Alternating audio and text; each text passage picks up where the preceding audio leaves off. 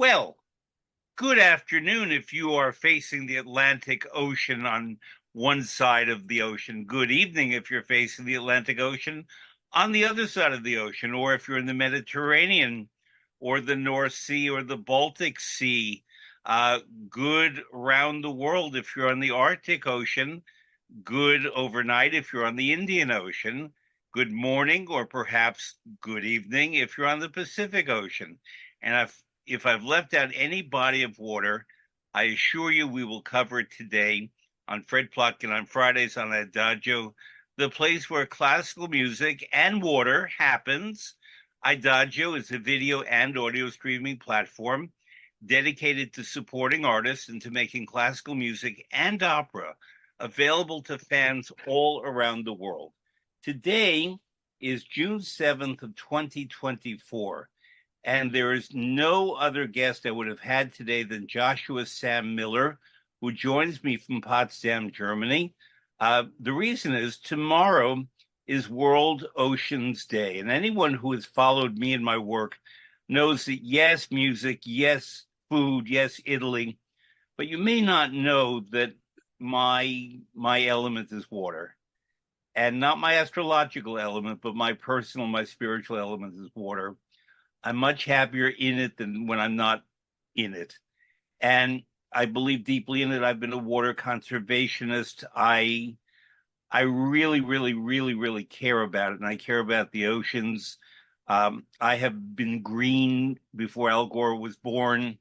This is something so deep and innate to who I am that when I learned about Joshua Sam Miller, who is a musician, by the way, but who also apparently cares about water at least as much as I do, probably more, he's the guy I wanted to have join me today. So, Joshua, do I call you Joshua or Josh?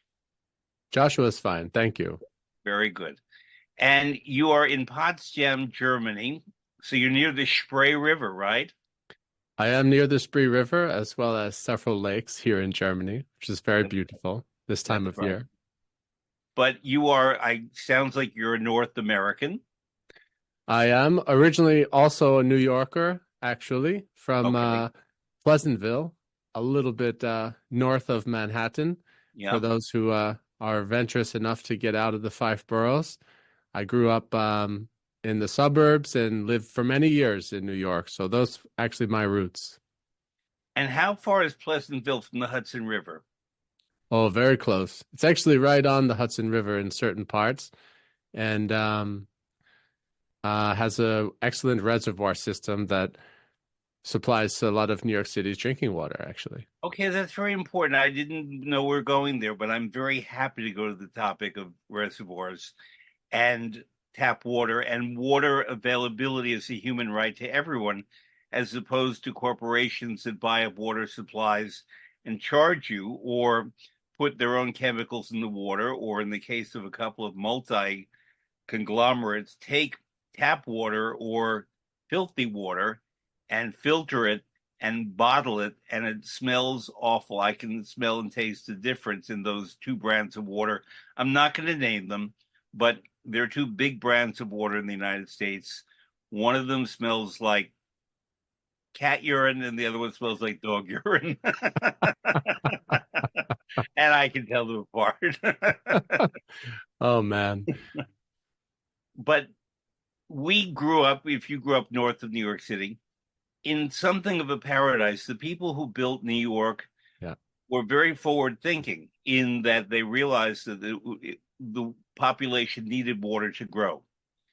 And that as the city grew, as the state grew, as the region grew, water, clean, safe, potable, available water would be necessary for everyone. And therefore, they created a system of reservoirs north of New York City that is something of a miracle. And I once read that the cities with the five best water supplies in America are San Francisco, Portland, Seattle, Boston, and New York. And New York claims to have the best water. I won't make that claim. I will say that in periods of drought, they sometimes add a little bit of chlorine to the water in the reservoir to get rid of the bugs and germs. I can always smell it and taste it when it comes out of the tap here. But in general, we've had good rain this year. And I gather in Potsdam in northern Germany, there's been a fair amount of rain this year. Yes? There has, yeah. It was Yeah. unusually warm very early in the year here Mhm. in Europe this year. I think perhaps, we're seeing some effects of climate change show up in that observation, but we also have quite a lot of lakes, rivers, and a reservoir system, which does remind me a lot of the New York area. We have an abundance of supply of water here in Germany with a vast river, lake, and reservoir system, which reminds me quite a lot of New York and of the Northeast of America, which really makes sense to me why so many people from this part of Europe wound up settling in the northeastern part of the United States because the environment is very similar and it really does reflect a lot of what people were used to over here back, hundreds of years ago. And that has been a really cool observation for me to get to understand. And like you said earlier, I am also very connected to the water element. I definitely wouldn't be able to do the work that I'm doing these days without that deep connection. And growing up both a scuba diver and someone who enjoyed recreating on water, I have always felt like this is a part of me. And I think there's a lot of New Yorkers who maybe have the same feeling, given Manhattan is an island after all, you're kind of surrounded by it. So you have to embrace this very important life creating element.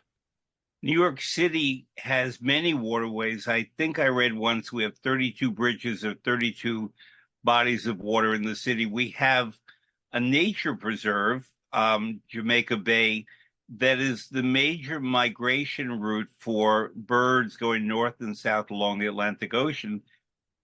And they all land there. So bird watching in New York is an amazing phenomenon.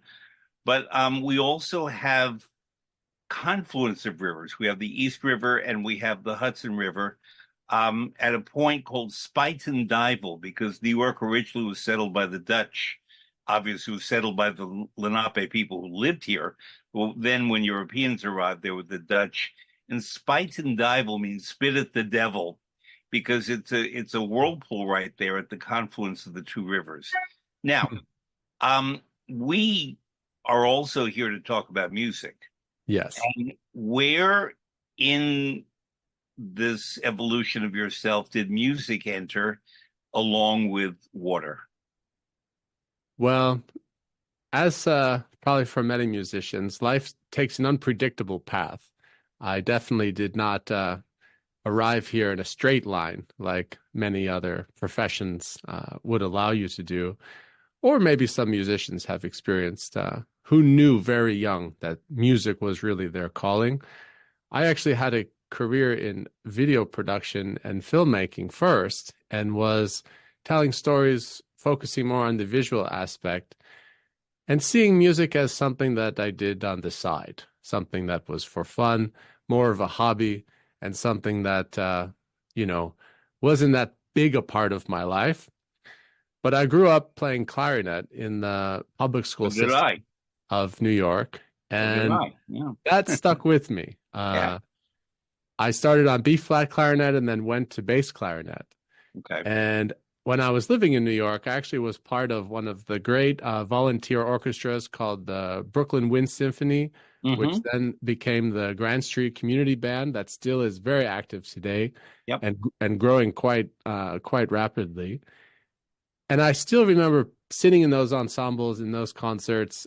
This was back in the kind of 2010, 2012 era, and just feeling overwhelmed by the power of sound when you're part of an ensemble and making so much beautiful music that you could never create on your own and need an orchestra around you in order to bring that feeling to life. It still gives me chills to think about, Mm-hmm. those moments. And that stuck with me for quite a while. And after I decided to venture outwards of the New York City area, I got probably about as far away as you could get and went to southern Australia, Wow. southwestern Australia, actually. And this is where I really started to fall in love with the natural wilderness and spending a lot of time outdoors on very long backpacking trips, as well as here in Europe, in northern Spain. I was part of a project that walked across the Camino de Santiago, which Hmm. is a very ancient pilgrimage route in European history. And these experiences really started to connect me with just the power of the natural world and to escape the urban environments that I was so familiar with at that time in my life. And I started to hear music in a much different way. It was a little bit more, you could say, natural and esoteric, and very much listening to the sounds of nature as an inspiration to me as an artist. And I kind of just noticed that, didn't really do much with it, but eventually found a whole style of music coming more from Eastern traditions, such as yoga in India, for example, and a lot of mystical traditions from the Middle East and Central Asia that really inspired me to focus on music a lot more seriously. And I started taking some classes, mostly in percussion. I started out as a percussionist, and then remembered that the clarinet was there. You know, it was really always there. And since about 2017, 2018, I've been fusing the two together, Hmm. starting out while I was living in California at this time and giving concerts mostly in yoga studios and retreat centers for people to relax and to connect with sound in a restorative way. And in one of those concerts, one of the audience members happened to work at the Monterey Bay Aquarium, Hmm. and he mentioned to me that he had some very nice recordings of whales and other ocean sounds. Yeah.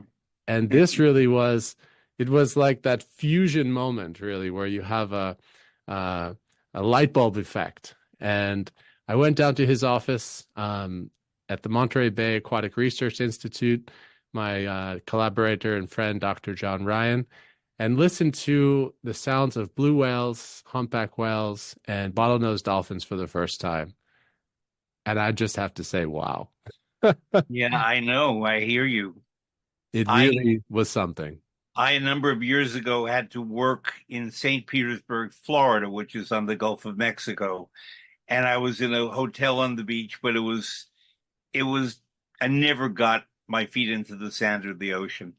And on the last morning at about 6 a.m., when I had to fly out about 9, I just decided I have to go down and put my feet in the ocean and or the sea.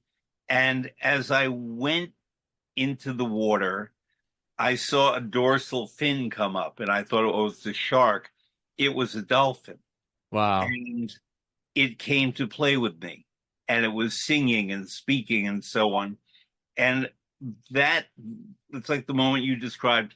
I will never forget the bond that I formed with that mammal, that creature that came out of the sea, and it completely. I mean, now when I hear people talk about, as I did the other day in New York City, they were talking about mining this ocean floor Hmm. for chemicals and minerals to use in technology.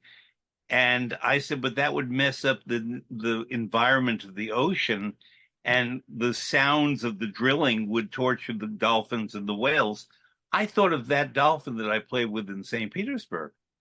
And when this connection is made between human and mammal, human and fish, whatever, you don't have to become a pescatarian or vegetarian or any of that, Mhm. but understanding that we are part of the ecosystem, they're not subservient to us.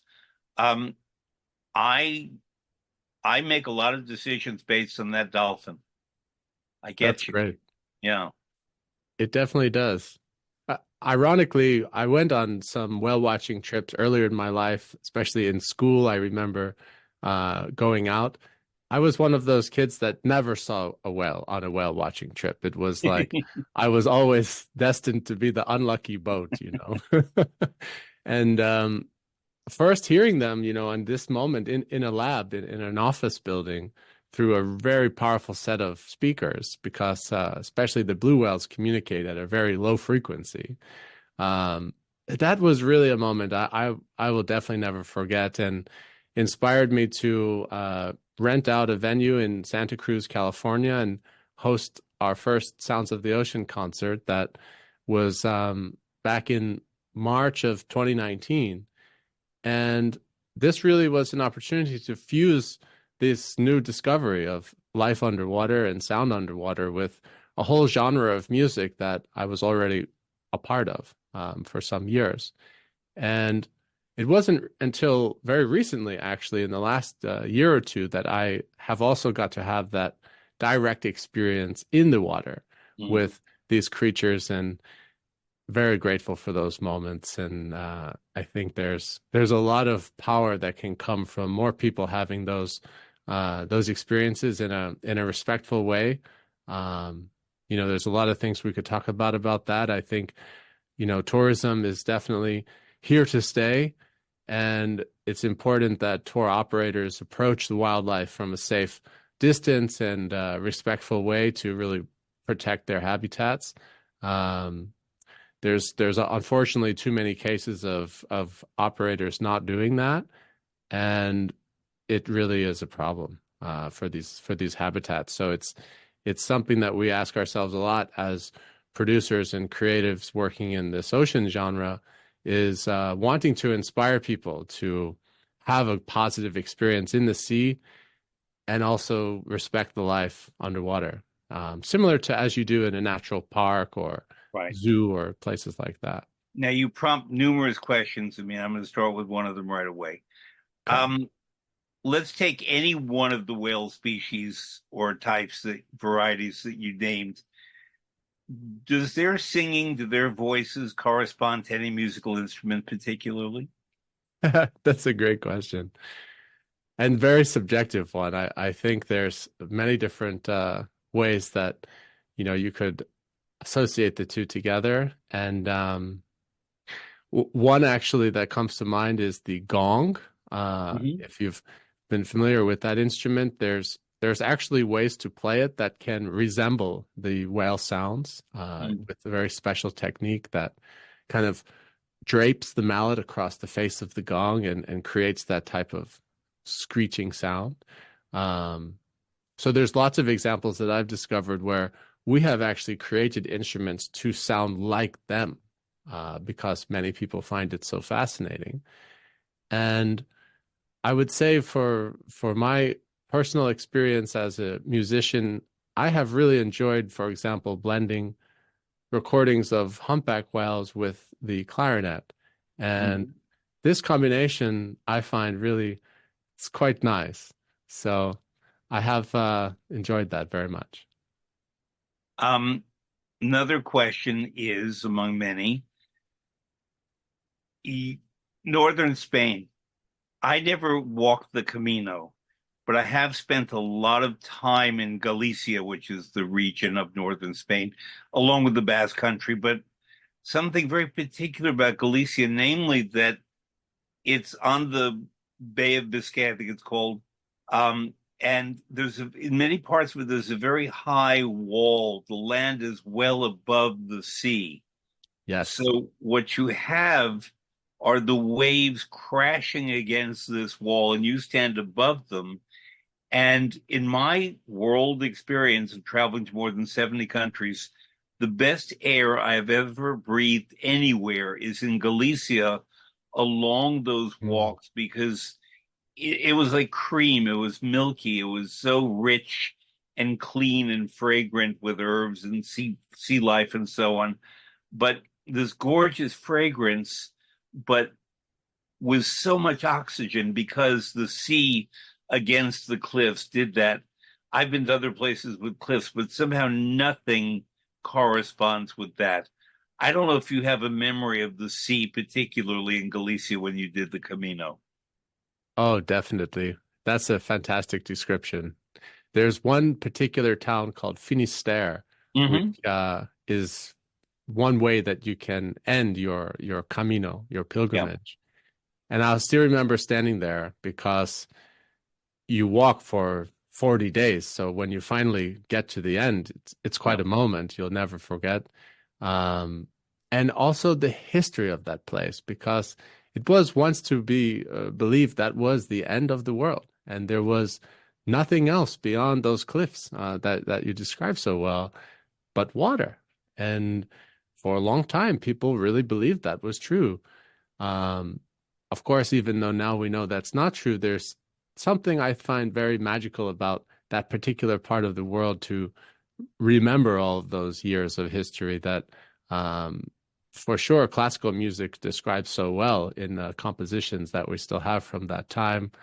Um, I remember listening actually to several performance, I wouldn't call them performances, ceremonies and prayers in the cathedrals of Spain, and there's something timeless about that, which I think helps people today connect back to our roots and our history that I find very powerful with music and sound from many different world lineages, whether you're talking about Northern Europe or Southern India or an island group in the Polynesian states. There's something about the history of life and of the world told through music and sound that I've always found very, very exciting. And that's definitely a good place to connect with that. And I just remembered that people who do the Camino, this great walk, carry with them a shell, Yes, because we're going to get into my food thing now. Coquille Saint-Jacques are scallops, and Saint James Saint-Jacques, people carry scallop shells when they're doing the Camino. And is that to gather water, or what's the purpose of the scallop shell? that's a great question. I've heard it's a symbol. It's a symbol of what you're doing, and there are several way markers Hmm. on the journey that are showing you the shell, so you know you're heading in the right direction. Um, I've heard that the kind of geometry of the shell shape with several lines all leading to one spot is similar to the Camino because there are many different ways you can walk and arrive in Santiago. Um, I'm actually allergic to shellfish, so I'm not the best person Oh, to ask no. about the scallops, but we can definitely talk about the best pizza in New York if you want to go in the food direction. I recently did a big posting about pizza in New York on Facebook, but people can go find it. Yeah, yeah. Um, Now, another thing is that we were talking about we humans going into the water, and we can say lakes. When I was a kid, I was not the greatest athlete. I was good at baseball, but I was a terrific swimmer. And Hmm. I would go upstate New York, not too far from where we grew up. There's a place called Sylvan Lake. And on Hmm. Sylvan Lake, every day in the summer, I would swim 5 miles, 8 kilometers every morning around the perimeter of the lake, Wow. and was so, in every sense, immersed in that activity because I became unconscious of the world and everything going on in the world. And for that time in the Hmm. water, and mind you, because it's a lake, it's not as salty as the ocean, and therefore you're not supported in the same way. And therefore you need a lot more energy to swim in a lake in a way than you do in a calm ocean. And but you were talking about in California, people finding a certain degree of peace and tranquility and Hmm. relaxation in their mind. I found that as well. But what I'm getting to more is in thinking about it, all the cultures of the world seem to have traditions that involve immersion in water, Hmm. whether it's baptism, whether it's people in India going into the Ganges River, whether it's any form of purification, Hmm. um, anointment. This contact with water as an element is something remarkable. People who are not believers in creation, but are believers in evolution may think that we came out of the water Yeah. and settled on the land, we humans. But um, yes, air is terrific, but I get my oxygen in water. I breathe better near water. I sing better near, I speak better near water. Mm. And I just have such a direct connection to it. But above all, and this is where we get back to music, there's nothing like the sound of water. Mm. And that to me is the great beauty of it all. Yes, it feels great, but there's a little town that I go to in Italy where I am just myself and not known. And it's on the water. There are no automobiles in the town. And all we hear day and night is the sound of the water. And it's never the same twice with every Mm. flow into the shore and then outgoing again. And we don't have sandy beaches, we have rocks. So therefore, it's not desirable to beachgoers, which is just as well with me. But the sound, the roar sometimes of the Mediterranean Sea, but other times just the peacefulness and the tranquility, it's never the same twice. And I can be in my little Mm. town for 6 months and feel permanently rocked and cosseted like a baby in that town because they're not the sounds of mopeds and automobiles and so on. There's a distant sound of the Italian railway, but very distant. Yeah. And when you connect to that sound of water and the sea, it's a feeling. I feel so much more like I'm connected to nature as God or whoever it is intended for we humans to be, us humans to be. And that's why if I'm not near water for a long time, I'm not a fan of the desert. I said to friends the other day who live in Arizona because I miss that. I like a mountain lake. Rivers are great. Um, I'll take a puddle in the rain if necessary, but there's nothing like the drama of the ocean. Yeah. I hear you, Fred. Yeah. I hear you. I think I recently saw an article about human settlement and how we've occupied our home here in this planet. And I think you have to double check the facts, but it was over 70% of all civilization is coastal and Yeah. is near water, large bodies of water for that reason. I think, perhaps what you just described. And we we need it. We rly on it. There's one of our friends is an excellent author, also from California, named Wallace J. Nichols, who wrote a book called Blue Mind, and I highly recommend this read for anyone feeling this topic that we're talking about, because regardless of the water source, right, the body of water, he has done extensive research and study to understand the psychological and physiological benefits of having association with water either above, near, or submersed. And this is really something. There's especially in our state of current society, where a lot of us are living in what he describes as red mind. Um, Blue mind is essential Mm-hmm. to counteract that and to help us regulate and nourish our nervous system. So I think that this is something I have learned a lot of in the last 4 or 5 years working with these sounds, and have become a much more mellow guy than I was certainly living in New York City, that's for sure, which I enjoy. Um, you're a composer in addition to being an instrumentalist. Yes. I'm going to use a word that's generic and inaccurate, and you will find the better word. Translate. How do you translate what you feel and experience in water as a man, as a human being, as a person with skin and a nose and breathing and your senses into a musical composition? Wow, that's a great question.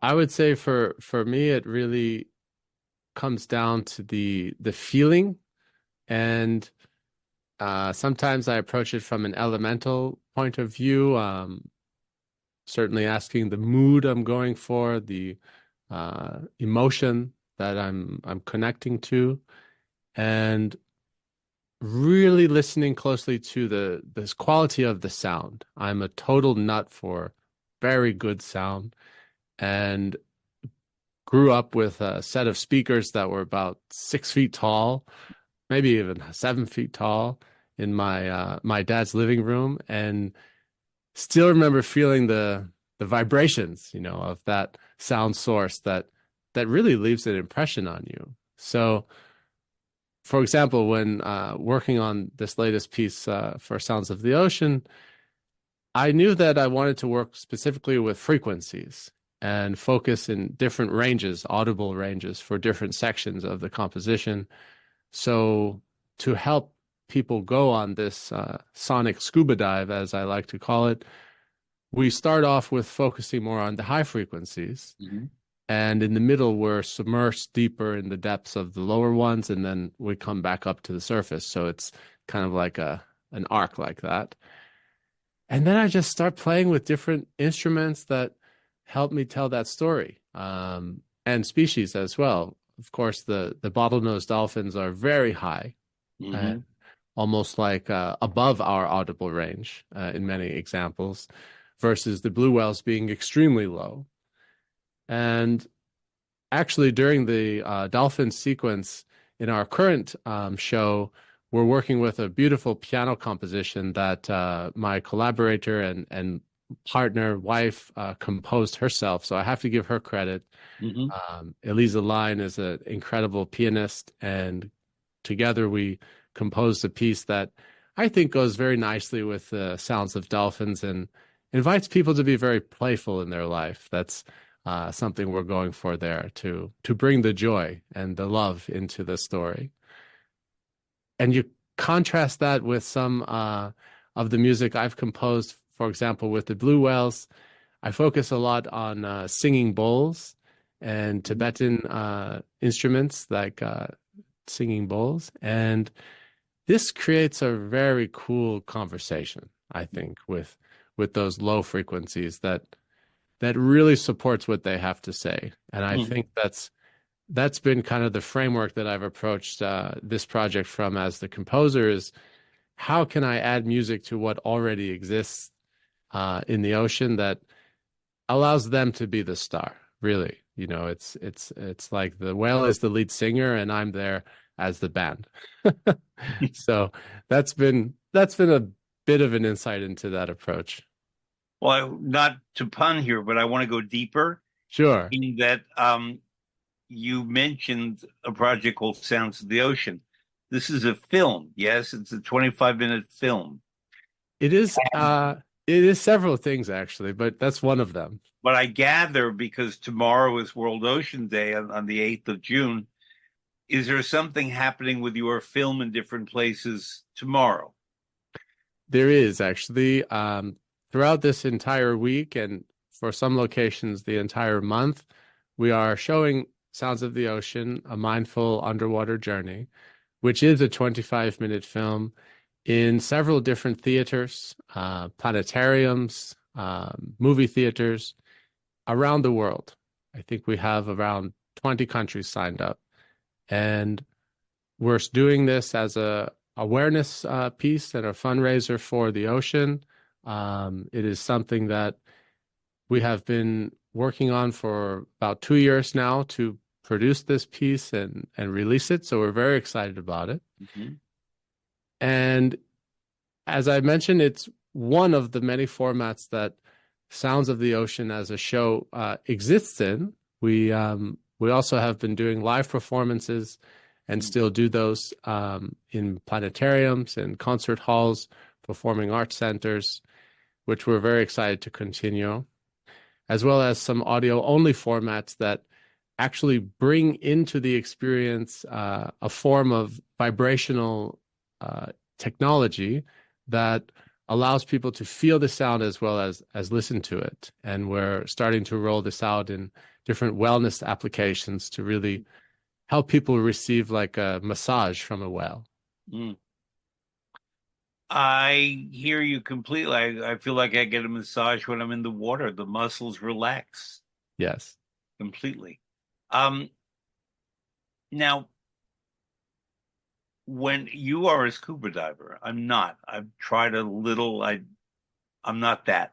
But what I did notice when I went under a bit, the sounds inside the ocean are entirely beautiful and surreal and otherworldly and never the same. When I've That's been right. in the Caribbean, they're different from what in the Atlantic and different again from the Pacific. Um, all of these places sound different. Maybe it's because of who lives there. Maybe it's the salinity, for example. Mm. I always find the Atlantic to be saltier than the Pacific. To me, the Atlantic smells better than the Pacific. It has a very distinct smell that I love because I grew up here. Um, Whereas the Pacific, because of the plant life in it, smells oilier to me and has a different feeling. And the sound in the Pacific is thicker, it's denser, Mm. it's more Wagnerian, whereas the Atlantic is more Mozartian, Rossinian. It's lighter, it's more allegro. And in your being underwater, because you've said you've been in southwestern Australia, where I've never been, um, what sounds do you perceive, and how are they different in Mm. different bodies of water? That's also a great question. I would say it definitely depends on who is living there, and of course, how many of our ships are there as well. This is a big factor in that in answering that one. Um, I was recently in Hawaii and there during the whale mating season, which was so powerful. I really cannot say enough positive things about it because of so many reasons. For example, the quantity of sound, especially in terms of whale song in Maui in particular, is so high that you can just walk into the water off the island pretty much anywhere during whale season, stick your head underwater and hear whales talking from, tens or hundreds of kilometers away. It's really, it's really incredible. And it was so much louder than I thought it was going to be. Um, at one point, I did go out on a dive trip and I just closed my eyes and I could have stayed there until I ran out of air, and just floating in the water completely weightless, which is a big part of the diving experience. I think that helps people relax. That we are trying to help convey through the sound for folks who aren't into the scuba diving thing, because it's not for everyone, and bring that experience to people here on land as best we can. But the quality and the quantity of the soundscape in Maui in particular was really something special. And a lot of it I think has to do with water temperature in terms of who's living there and maybe even how far the sound can travel. Um, and getting back to the first point about shipping noise is a huge factor because in most places that we go, it's quite loud. And underwater it's even louder. So there are several projects happening around the world that are raising awareness and fighting against that. I think there's a real need for it. It's one of the topics we focus on with our work together with ocean plastics, which is I think Yes, an I was even going to bigger get that. problem. Right. Um, but I'd love to talk about that one too. And Yep. but on the noise and the sound portion, I would say you know, we really are just starting to understand, I think, how important sound is underwater. And we're now connecting with research groups here in Germany, of course, our friends in California, Mexico, Norway, Nigeria, South Mm. Africa. There's a lot of different research stations popping up that are starting to measure these sound levels and collect sound samples and recordings that I think are fascinating. So it's been really exciting to see them pop up. I recently got a sample from an Antarctic research station, and there's a particular species called the Weddell seal, Hmm. which sounds like an alien. I don't know if you ever heard it, but it's really No, but amazing. seals are a whole other passion for me, and walruses, all of them, It's because they amazing. all have such distinct voices and sounds. Yeah, we're excited about this one and Yeah. going to be working it into a future project somehow because the polar regions, of course, are such an important topic as well. But these Weddell seals, it really sounds like you're listening to some 1970s, Stanley Kubrick like sci-fi film Hmm. or something like this. It's outer worldly. Um, you raised a topic that I was going to get to, namely temperature and how it affects the sound of water.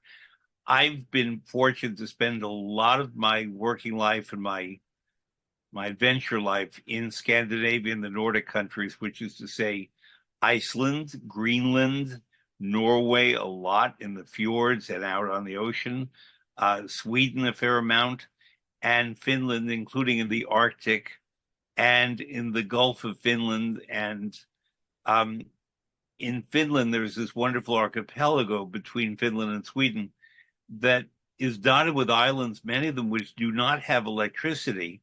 Mm. And you go and you stay on an island and you gather berries and you gather mushrooms, and the toilet facilities are rustic, but the water is abundant. You go fishing. Um, when I was in July a few years ago on one of these little islands, there was, as I said, no electricity, but there was Wi-Fi, this being Finland. So I was able to communicate with my family in New York better, having a better connection than when I'm in New York City. And but I remember that the water temperature was 14 degrees Celsius, 57 Fahrenheit, and it was cold, but it was bracing. And we would go naked into the Gulf of Finland and swim around and then come out and wear blankets. And it was really so elemental in the best way, and gather berries and mushrooms and so forth and fish. And that you discover that people up north where it is colder, it's not the sunny Mediterranean or, Mm. Northern Africa, things like that, or the Caribbean. It's a very full life, and the sea life up there is completely different. Completely different. I mean, there's Definitely. herring. If you talk to herring, you can learn a lot. They have a sense of humor. That's a good one. Unlike sardines, which have no sense of humor.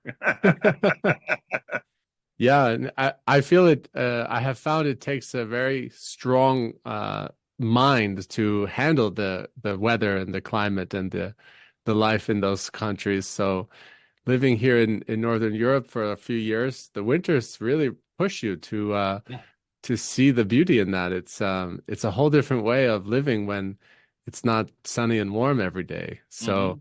and people do it. I'm really inspired by that. It's a testament to the power of the human mind, which is also something we're focusing a lot on with our work. And my personal interest is building this mindful practices and this mental health focus in terms of music and sound and using the ocean as a way to support that. So I've definitely noticed that it takes a special someone and a very strong mindset to be able to exist in these parts of the world and enjoy your life. And it helps explain the culture and the history of Norway, and the grimness that you may hear in or in the plays of Ibsen, but the joy that you hear in the music of Edvard Grieg, Hmm. um, Carl Nielsen in Denmark. All the great Finnish composers range from the powerful, the forbidding, the dark forest, but also the strong seas. There's a Finnish word that I love, sisu, Sisu, which is very Finnish as a concept. It describes the joy or the pleasure the Finns get in confronting nature and obstacles and Hmm. surmounting them, and finding the creativity to surmount them. So that sisu for a Finn, if you come up to a wall, do you walk to the end of the wall and go around it? Do you jump over the wall? Do you burrow under the ground and come out on the other side of the wall. No, the fin will pound against the wall until he gets through it. And then Ah. pleasure in challenge is similar to the kind of pleasure and challenge Hmm. that I experienced going into water that's colder than I usually go into. I, in January in Finland, have gone, taken a sauna, and then you dip in. They cut a hole in the ice, Yeah. and you take a dip in, and then they pull you out because you don't have the strength to do it yourself. People are there to pull you out. They wrap you up and they put you in front of a fire, and your body gets a kind of shock, but you get the best sleep of your life. And when you Yes. wake up after that, after the plunge in the Arctic or in the Gulf of Finland when it's frozen, it's water as something as a corrective that sets everything Mm. right. Definitely. Yeah.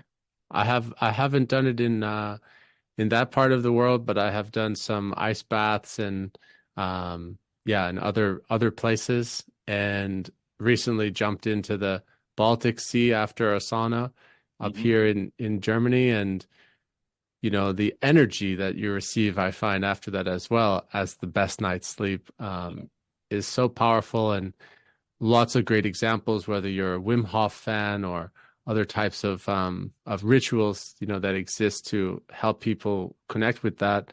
I think I think it's very healthy and really can be a wellness practice to do in your life that has many benefits, both physical, emotional, mental, spiritual, that um, have been proven now for many years to really work. So I think very simple. I'm a big fan of minimalism and simplicity in life, and I often find the best remedies, the best ways of living are often the simplest, and just hot and cold sometimes really makes a lot of difference.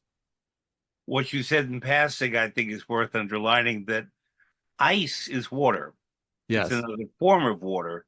And when we experience water, we experience ice. Now, because this is a musical program, I always loop back to that topic. Um, I think of all the composers, there are those who evoke water. I'll get to that later. But those who functions near water, Edvard Grieg in Bergen, right on this little inlet where he would compose. Sibelius going to Rapallo in Italy, Tchaikovsky going to San Remo to compose. Hmm. Wagner heard the first notes, the E flat chords that begin the ring cycle, when he was on a boat, on a rickety boat, going from Genoa to La Spezia. And they Huh. ran into rough seas and they had to carry him on land and they took him to Via del Priore 145 and laid him out in a bed. And somehow all he could hear is the sound of the sea. And Hmm. in his head, he finally, although he was dizzy and agitated, he got up, he started composing the first notes of Das Rheingold, having just been tossed about in the sea. Wow. When you listen to Lohengrin and Parsifal, you hear him in the Mediterranean. Because he Hmm. composed Parsifal Act 1 in Sicily, Act 2 in Campania, Act 3 in Venice. So there's definitely the reflections of water there. Hmm. Verdi evoked water in Otello. He evoked it. I love the first act. There's a prelude, but then the first act, a prologue, and then the first act of Simone Boccanegra, where Amelia sings Come in quest'ora bruna, and what you hear are the gentle waves of the Ligurian Sea. So it's not the thunderous Flying Dutchman that Wagner also composed. But Hmm. Benjamin Britten, his sea pictures, all of these composers in their different ways, Debussy, La Mer is perhaps the most famous of all, um, were inspired by water. But then there's Richard Strauss. And Richard Strauss, who grew up in southern Germany, in Bavaria, knew water from the mountains. He knew the rushing, the melting of snow, the Alpen Symphony. When water would come rushing down, he knew those alpine lakes. Gustav Mahler would compose on the Wörthersee, which is in southern, southeastern Austria, um, the Fourth Symphony, the Fifth Symphony.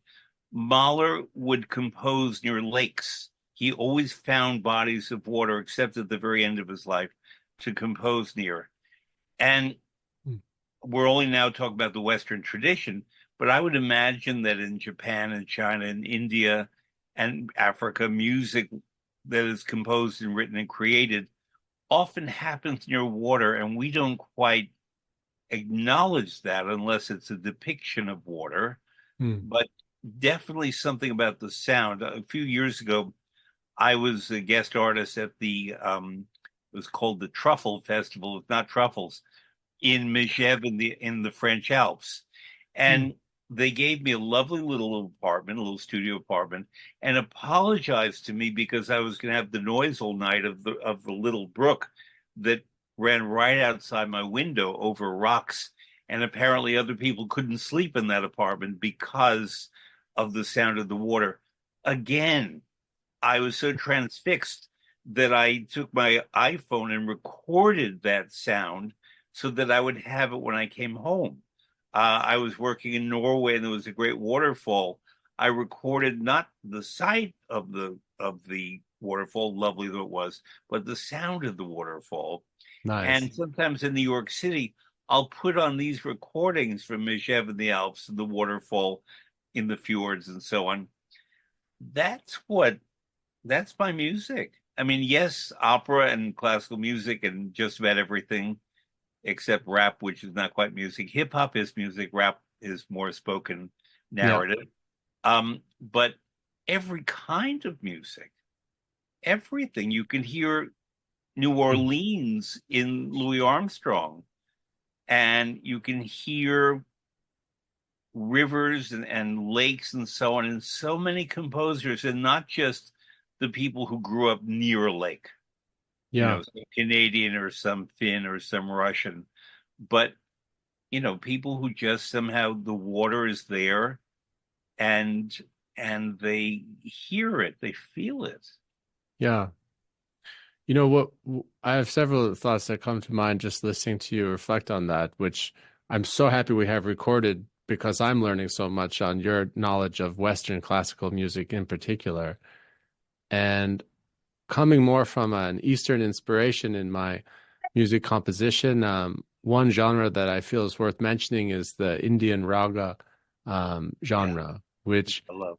really fuses together, I think, the human and the natural soundscapes just beautifully. And I'm by no means an expert on the subject, but it's been deeply inspiring to me as an artist and understanding that, for example, there are thousands of ragas that exist, written and unwritten, and several are intended to be played at a specific time of day, at a Yeah, specific time of year, to really represent that season and that mood that you can feel in the ethers and in the atmosphere around that time. And it really is true. For example, I've been studying one in particular called Raghyaman, which is one of the first that a Western student especially would study when going further with this path. And I've used it a little bit in our project in different ways, and it's just such a beautiful raga. I would say, musically speaking, to me, it's perfect. And there's something about the way in which the compositions and the melodies are designed to flow um, throughout an evolution of a performance or of a composition, that whether you're playing an alap style that's more arrhythmical and free flow, or a tal style where you have a set beat, that's cycling around. When I listen to this rag, I really feel myself more balanced and more centered and connected and present and focused. And I find that it's just great, honestly. It's timeless again. And several composers, musicians, uh, of many instruments, vocalists, percussionists, all studying this same lineage.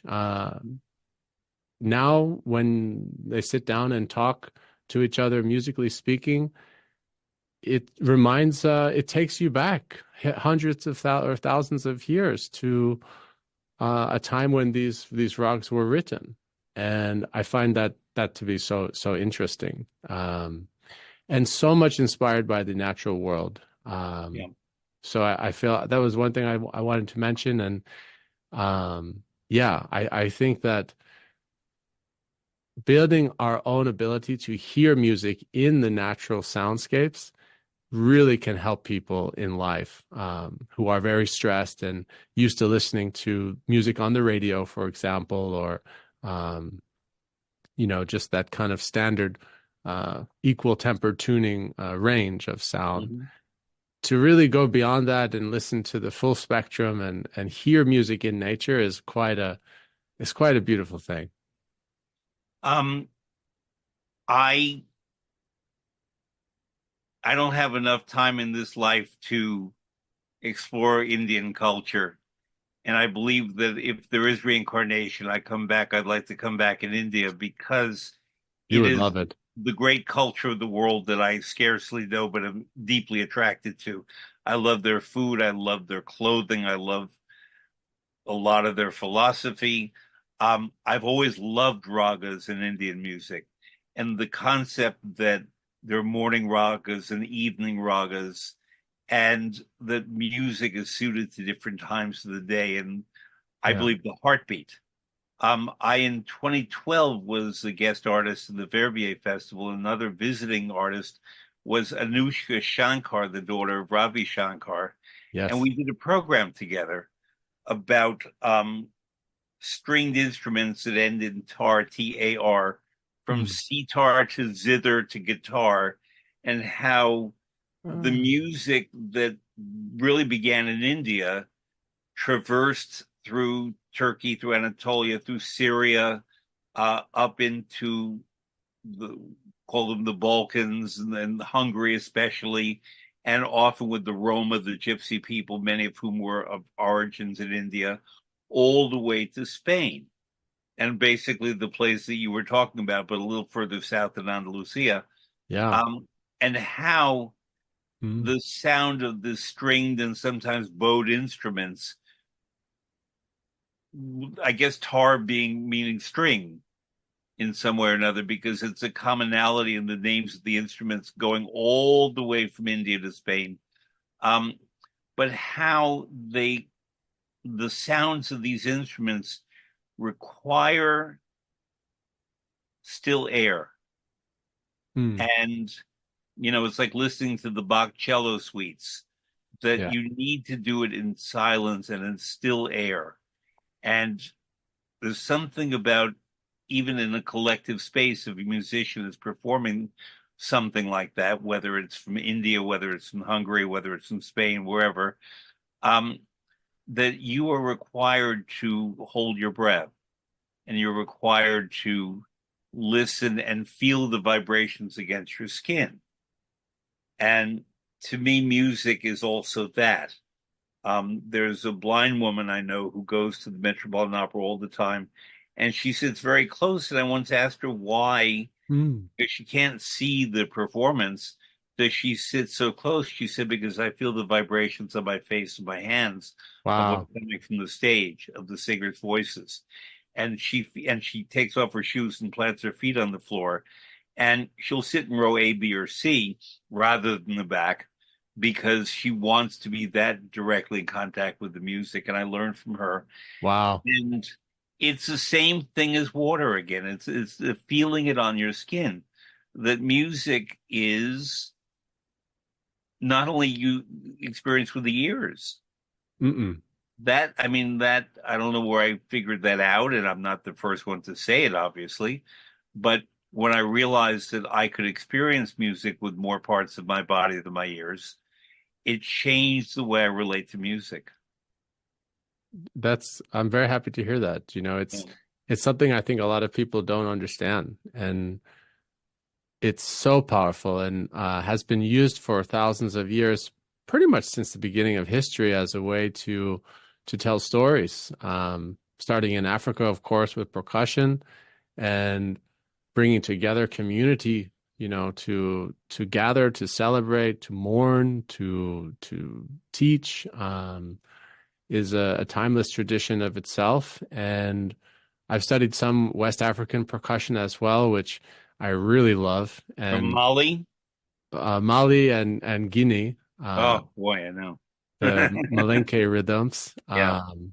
very, very strong traditions there, which have inspired me. And it's been it's been such a fun journey, I'd say, as an artist to take inspiration from so many of these historic cultures from around the world, whether we're talking about Africa or India or Caribbean culture, and adapt it to a modern instrument like the handpan, which you can see here. That's one of my Mhm. favorites to play as well, and bring in this kind of relaxation intention to it, which I think this particular instrument works quite well on. And I always like to say that this instrument actually was inspired by recycling because it was Mhm. initially a modification of the steel drum that was Yeah. invented in the Caribbean, made from old oil barrels that washed Yes. up on shore.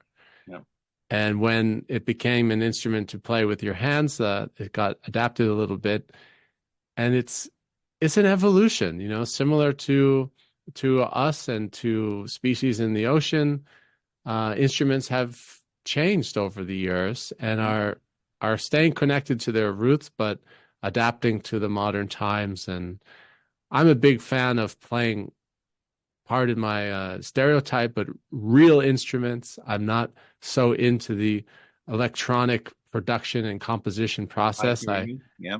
I think there's a lot of great music being made in electronic spaces where an artist can adjust dials and faders and make something really unique. But I like to have my hands on an instrument Hmm. and capture that acoustic sound to either amplify or record, and have the source begin with an actual three-dimensional instrument. This has Hmm. just been a personal preference of mine, and the the vast examples and array of options there is endless, it seems. So it's always fun to discover new sound sources for me. So when you are out in nature, Hmm. wherever it is in the world, and whether it's wet nature or air nature, mountain nature, or Potsdam nature, because Potsdam is actually beautiful with its parks and so on. Um, and you, I'm going to use a generic word, perceive music in nature, and perhaps through you as a musician, as a composer, translate it or notate it and create the music that you have felt and experienced. How do you know when you're getting beat and rhythm, and how do you know when you're getting melody? Hmm. I would say I find myself connecting more with the rhythm, certainly when I'm near the ocean, because that cyclical nature of the waves is so rhythmic in itself, Hmm. versus a walk in the woods where maybe you're hearing birds and Yeah. listening to them. And I often will wind up having a conversation. Um, this definitely is more With the melodic bird? with the bird. Yeah. No, you're like Siegfried in the opera Siegfried, that the forest bird is the one who educates Siegfried in life and how to chart his course in life. He doesn't Hmm. learn that from Mima or from other humans. He learns it from a bird. Okay. So Well, that's he good to can hear. talk to the birds. Yeah. My wife actually has a great video clip of me and a bird kind of having a conversation on one of our recent trips. It's kind of a funny moment. So I definitely can relate with that. And I think the process of coming up with the melodies or creating them for me is very organic. It's very improvisational and very much in the moment. I find that, Mhm.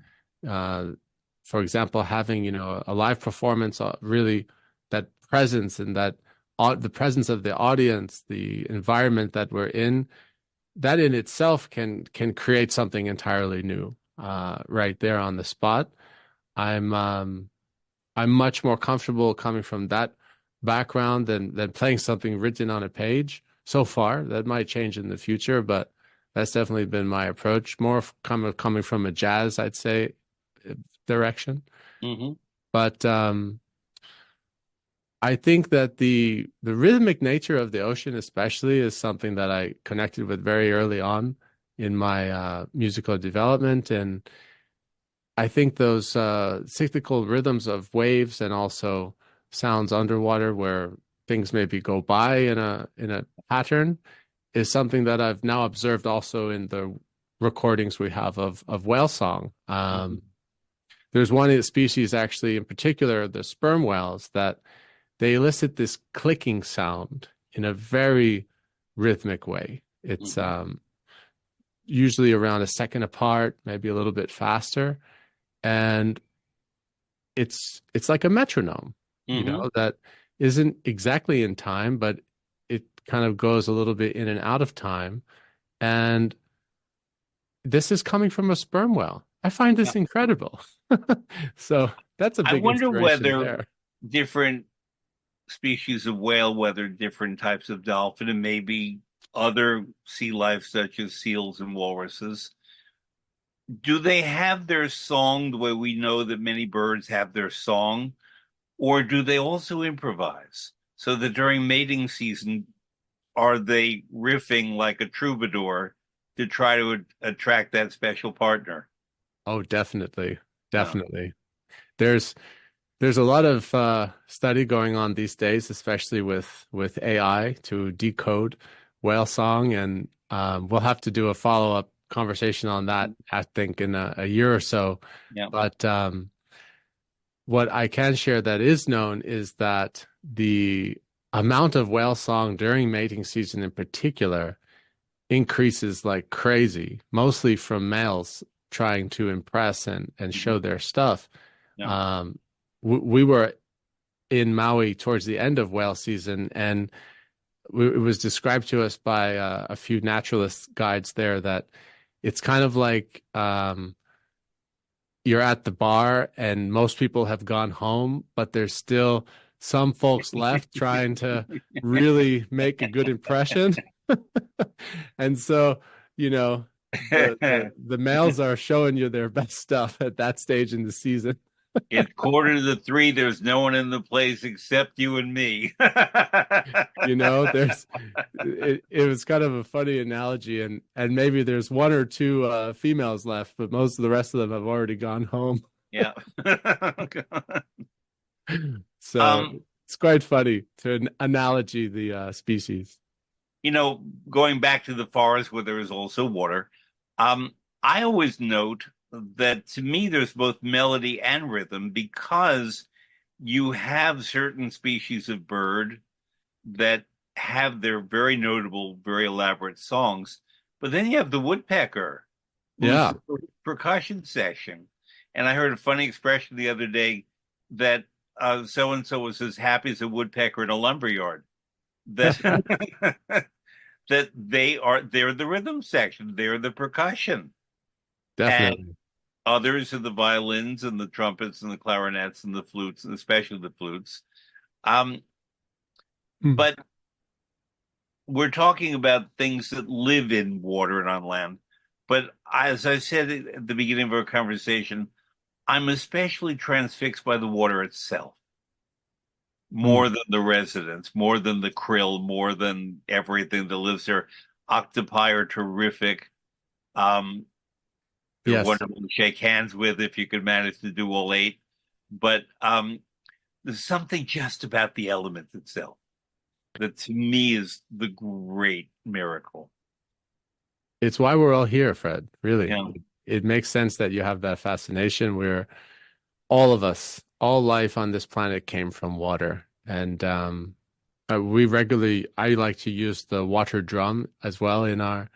our work, and coming mostly from African community as well with that one.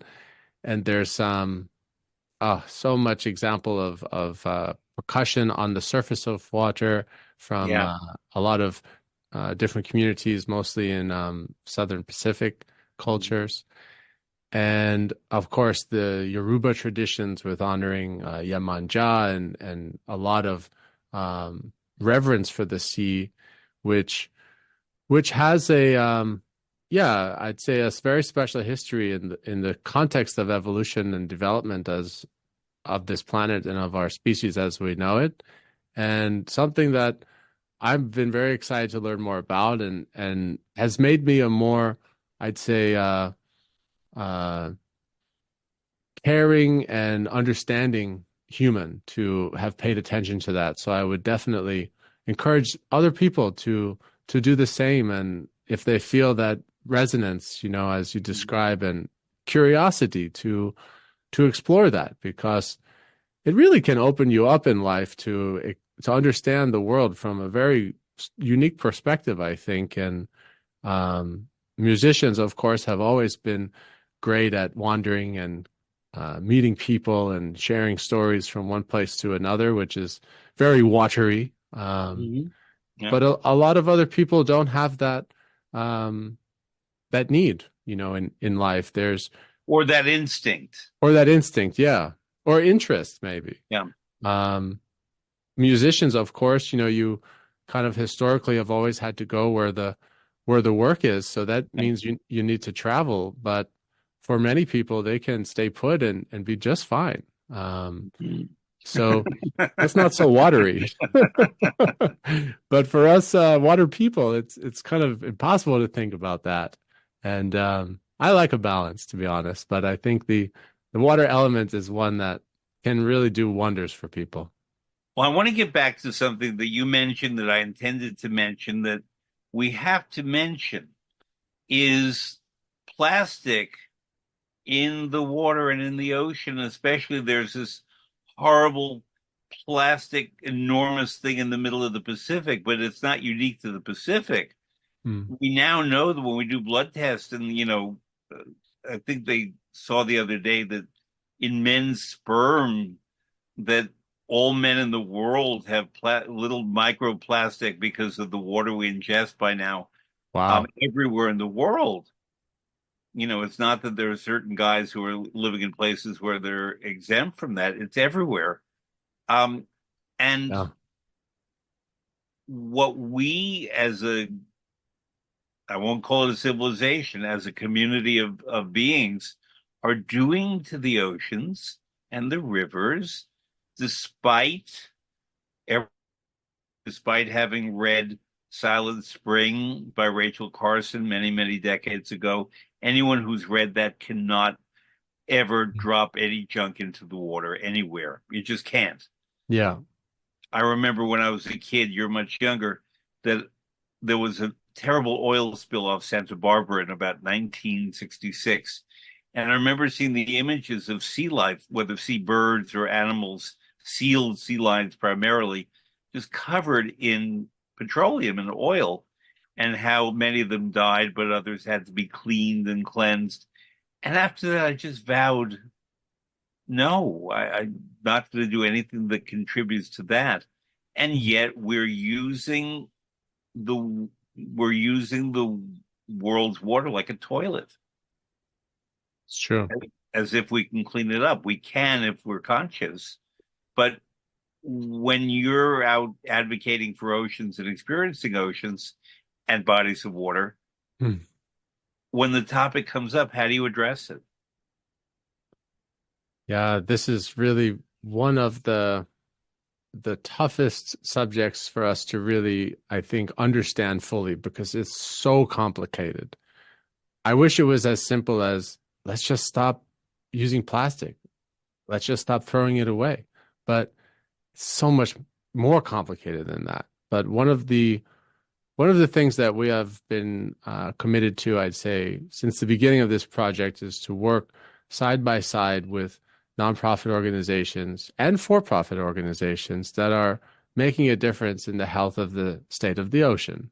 Um, Here in Germany, we've just finished a tour that I have to check my numbers, but I think we're coming up on over 3,000 tons of plastic removed from rivers around the world, preventing it from going into the ocean based on ticket sales from the concerts, for Yeah. example.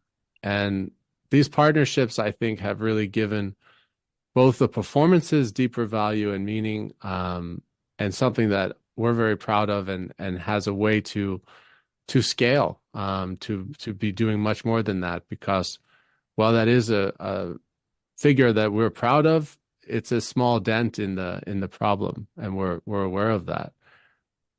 But the benefit that um, I think that we can see on a global scale is that the more we talk about this issue, the more people are becoming aware of it. Hmm. And that has a multiplier effect that I don't think you can measure as easily as, a donation or some type of Yeah. ton poundage of plastic removal, because that's going to affect future generations. That's going to really have a ripple effect, I believe, that we've seen over the last 20, 30 years Hmm. since the work of Rachel Carlson and many others in the early environmental movement, to just let people know what's happening and take that first step of being an awareness resource for people, and an educational resource to counteract that human instinct to just chuck out a bottle, into the water, which is hard to understand how Yeah. we as humans just think that's fine, but most people think that's fine. And so I think that's a very important step, and one that we can change. I think that unfortunately, until the cost of producing new plastic becomes more expensive than the cost of recycling old plastic, we will be in this problem for a while. It's like my realistic view on it.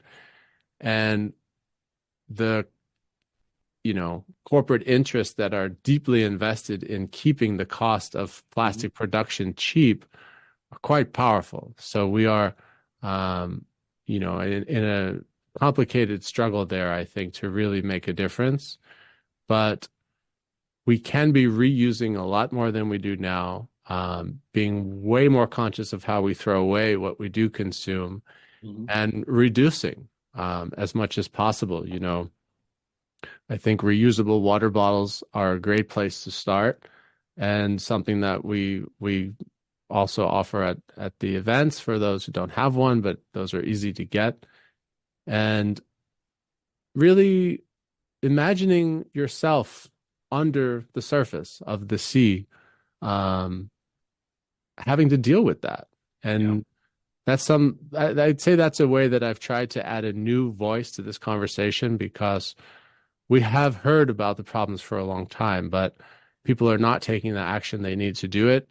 We actually do have a section of the composition that really brings into it both the sounds of pollution, together Hmm. with imagery that can be quite powerful for people, and have been quite emotional, which Yeah. I think hit you at a deep level, to realize the sadness of that, because it is a real truth. And Hmm. so, of course, I want people to enjoy the experience, but I also want people to know what's going on, and really be informed and motivated to do something about it. So we decided to keep that section in there, and really hope it does something, because the ocean needs us to care more about how we certainly dispose of and choose our products, that are produced with as least waste as possible. So I I think, suppose I genuinely don't understand putting garbage into the ocean or lakes and so on.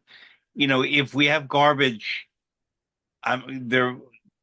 Well, I went to China in 1996, and I remember at the time China's attitude toward the environment was very different from now. It was industrial buildup. And they bragged to me that they produced 1 billion plastic bottles a day, and they burned them when they were done with them so they could produce more. And the air was absolutely toxic. But they were not putting it into the Yellow Sea or the Yangtze River or whatever. They were just, I mean, I'm not commending this, but they were not Mm. dumping garbage into the water. They were Yeah, burning it, which is not great either. What I mean is, I don't even it would never occur to me to take a candy wrapper, a tin can, whatever, and put it in water. It just yeah, wouldn't. that's good. It's it's Yeah, hard but to it's hard to understand how it does make sense to do that. You know, when I'm like you, I would also never do that. Um, Education and awareness, I think yeah. that's a really critical step because if I think about the culture I'm coming from, northeastern United States, where that was already taboo back in the 80s and 90s when I grew up, Yeah. um, in other parts of the world where maybe that's not as much of a topic, now kids are being educated not to do that. Hmm.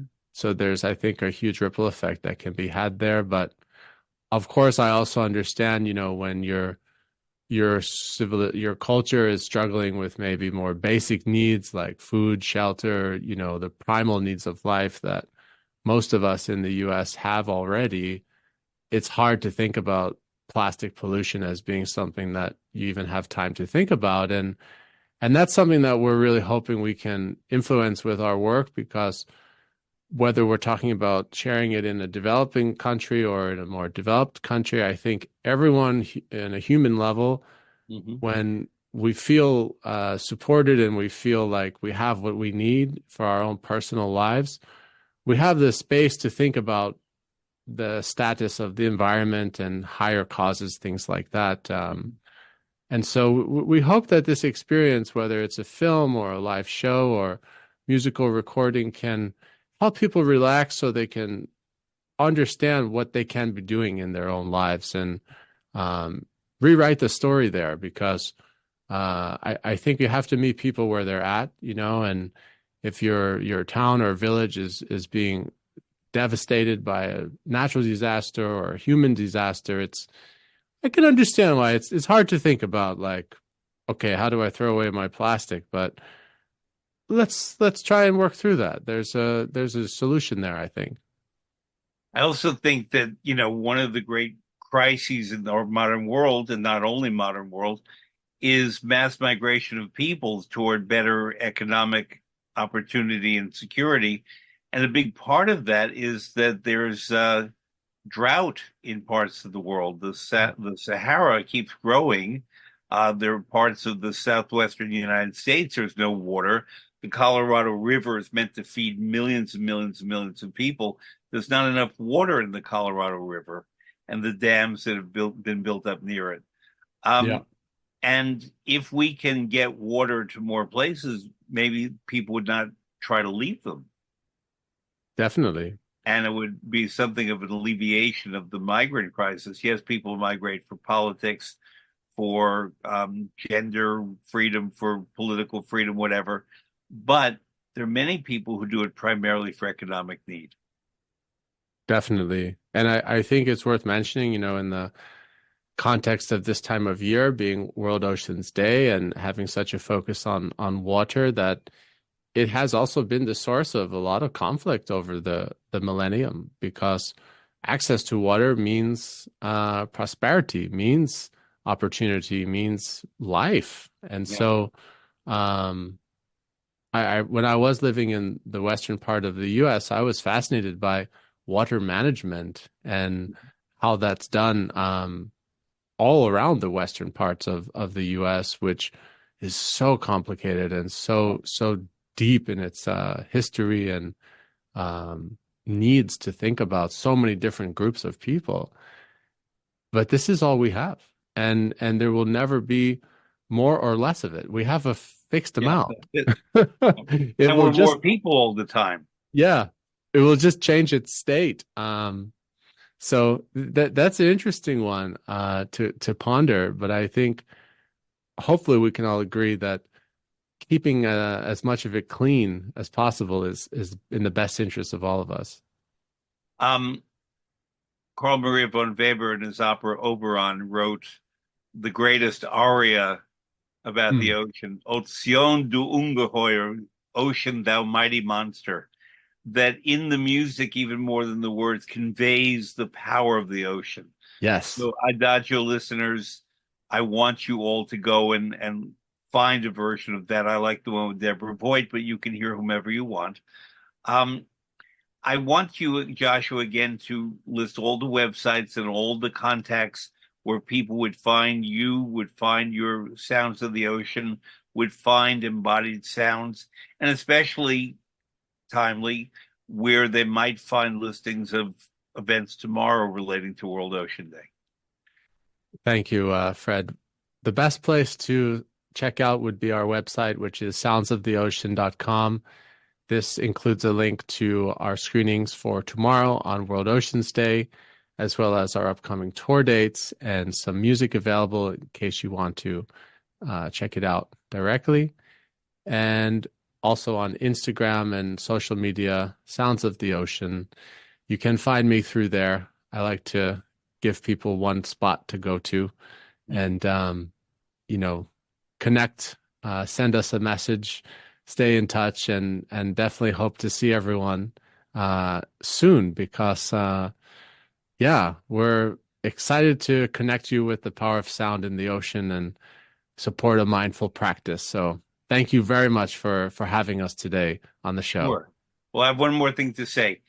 In the theater and in music, many performers are superstitious, and you don't say good luck to them. That's not considered a good thing to say. So there are many other expressions, but one of them you may not know. It's in Italian, but I'm going to say it with all love, even though it sounds rude. When you really want to wish someone the best of things in their endeavors, you wish him il culo della balena, the ass of the whale. So I wish you the culo della balena. Amazing. I'm so happy I know that now. Joshua and Sam Miller, thank you so much. It's been wonderful to have you and talk about music as it exists in nature and the degree to which all the great creators of music hear it and discover it in nature. I thank you. Thank you, Fred.